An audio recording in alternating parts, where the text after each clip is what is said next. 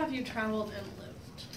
I have traveled a lot of different places. I was an intercultural studies major in college, and so that with that I went a lot of places. I studied abroad, studied in Europe for a semester, and went to most of the countries in Europe, Germany and Italy and Switzerland and Austria, and just that whole Central Europe part. I've been to France, I've been to England.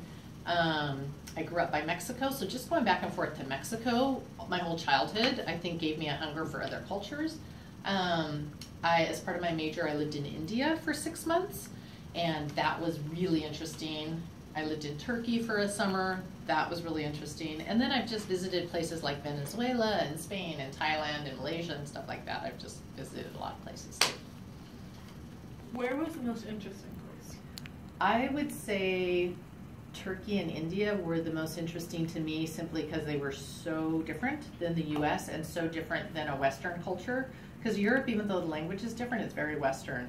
Turkey is 99% Muslim. India was mostly Hindu and Muslim, and extremely poor as well. And so those factors made those places really, really interesting.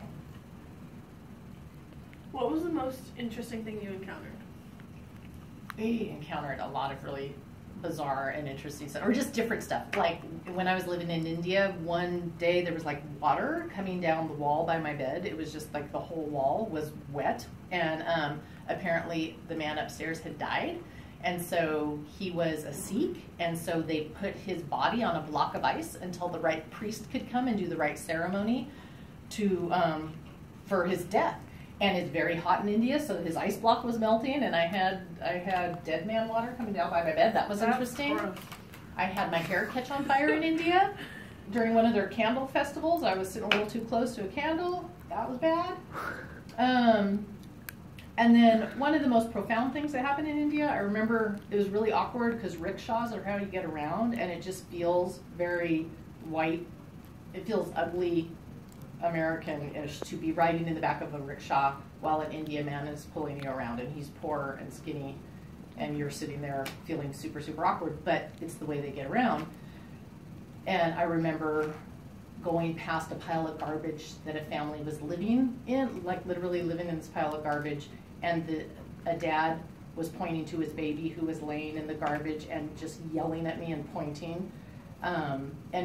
No words, even though I couldn't understand his words, I knew exactly what he was saying, because he was yelling at us rich Americans for being, for just driving right by his baby laying in the garbage that probably needed, health, needed medical attention and that kind of thing. And that just is like seared in my brain. So that was one thing. Why did you move from San Diego? I love San Diego, but my husband's job was portable, and we had 3 little girls when we moved up here 10 years ago, and it was getting super crowded, super expensive, and I didn't really want to raise 3 little girls in Southern California. And we love the Northwest and just how green and pretty it is, and then it's a lot less crowded too.